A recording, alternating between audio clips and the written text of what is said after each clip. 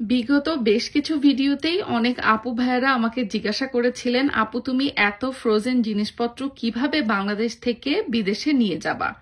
বিশেষ করে যেসব আপুরা বিদেশে থাকেন, মানে পৃথিবীর বিভিন্ন দেশে, তারা এই প্রশ্নটা আমাকে করেছেন। আমি আজকের ভিডিওতে আমার ক্ষুদ্র জ্ঞানে যতটুকু যা জানি এবং আমি যেভাবে সবকিছু প্রসেস করেছি ইংল্যান্ডে নিয়ে যাওয়ার জন্য, সেই বিষয়টাই আপনাদের সাথে ছোট্ট আকারে শেয়ার করব। আর আমাদের ইংল্যান্ডে থাকাকালীন সময় প্ল্যান ছিল যে বাংলাদেশ থেকে আমরা এবার ফ্রেশ কিছু মাছ নিয়ে যাব।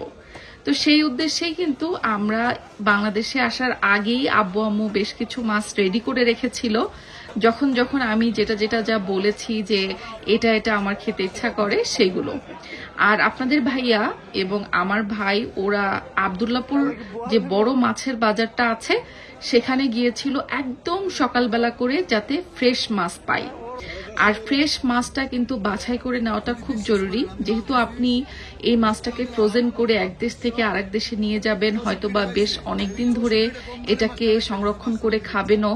তাই চেষ্টা করবেন সবসময় ফ্রেশ মাছটাই বাছাই করে নিতে, তারপরে সেগুলোর প্রসেসিং এর পর্বে যেতে। তো আমরা যেটা করেছি, ইংল্যান্ডে ফেরত যাবার বেশ কিছুদিন আগে এই বাজারটা করেছি। আর ওই যে বললাম, আমরা ইংল্যান্ডে থেকে বাংলাদেশে যাবার আগেই আব্বু আম্মু আরো কিছু মাছ ফ্রোজেন করে রেখেছে। যেমন নদীর অনেক ছোট ছোট মাছ আছে, যেগুলো আব্বু যখন যখন বাজারে গিয়েছে পেরেছে অল্প অল্প করে কিনে এনেছে। আমার আম্মু সেগুলো কেটে বেছে ধুয়ে প্রসেস করে ফ্রোজেন করে ফেলেছে।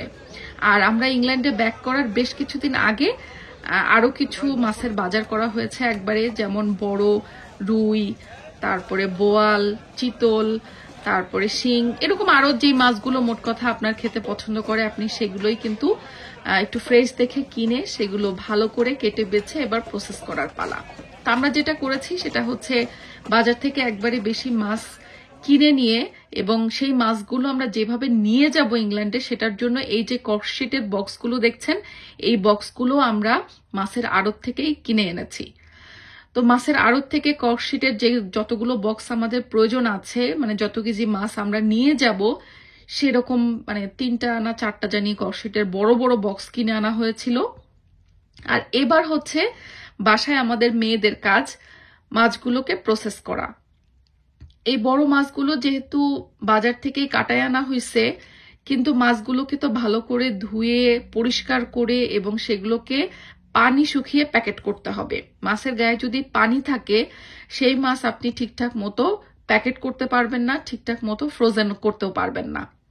তো আমার আম্মু সব মাছগুলো যেভাবে পরিষ্কার করা দরকার খুব সুন্দর করে পরিষ্কার করে দিচ্ছে। তারপরে মাছগুলোকে খুব ভালো মতো যতটুকু সম্ভব ড্রাই করা হয়েছে, মানে ধরেন কোনো শুকনো সুতির কাপড় বা কিচেন ন্যাপকিন দিয়ে মাছগুলোকে এমনভাবে চেপে চেপে চেপে চেপে পানিগুলো নিংড়ায় নেওয়া হয়েছে যাতে এক্সট্রা কোনো পানি না থাকে। এরপরে হচ্ছে মেন প্রসেসিং এর কাজ। এরকম একটা ভ্যাকুয়াম সিল মেশিন আমরা কিন্তু ইংল্যান্ড থেকেই নিয়ে এসেছি, এবং সাথে যে পলি ব্যাগটা দেখতে পাচ্ছেন এটাও কিন্তু ভ্যাকুয়াম সিল পলি ব্যাগ, যেটা অন্য সাধারণ যে কোনো পলি ব্যাগ বা জিপলক ব্যাগের থেকেও বেশ মোটা। এবং এই মেশিনটির জন্যই কিন্তু এই ব্যাগটা ইউজ করা হয়। আমরা এই সবকিছুই ইংল্যান্ড থেকে কিনে এনেছিলাম আগে থেকেই প্ল্যান করে, যে বাংলাদেশে গিয়ে আমরা এবার কিছু মাছ ফ্রোজেন করে নিয়ে আসবো। আপনারা চাইলে বাংলাদেশেও কিন্তু এই ধরনের জিপলক ব্যাগ এবং যেই ভ্যাকুয়াম সিল্ড মেশিন সেটাও কিনতে পারবেন। তো বেসিক্যালি জিপলক ব্যাগ বললে ভুল হবে, এই ব্যাগগুলো হচ্ছে ভ্যাকুয়াম সিল ব্যাগ।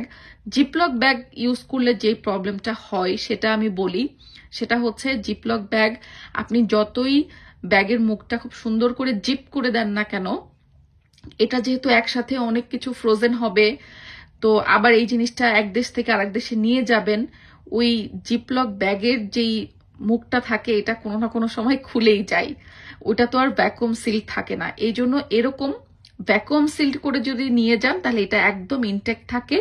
আর মাছের ভেতরে যদি আপনার বাইরে থেকে কোনো হাওয়া প্রবেশ না করে সেই মাছটা কিন্তু আপনি অনেকদিন সংরক্ষণ করতে পারবেন। তো এটা আপনার পরবর্তীতে বিদেশে নিয়ে যাওয়ার পরে সংরক্ষণ করে খেতেও মাছ একদমই গন্ধ হবে না। মোট কথা মাছটাকে একদম ইনটেক রাখার জন্য, গন্ধ না করার জন্য এরকম ভ্যাকুয়াম সিল্ড মেশিন ব্যবহার করে মাছগুলোকে ভ্যাকুয়াম করেই ফ্রোজেন করাটা সবথেকে বেস্ট। তো এই জন্য আমাদের হচ্ছে এই পদ্ধতি। আর আরেকটা কথা বলে রাখি, সেটা হচ্ছে যে আপনারা কিন্তু মাছগুলো যখন প্যাকেট করবেন তখন অবশ্যই এক প্যাকেটে পোটলা করে বেশি প্যাকেট করবেন না।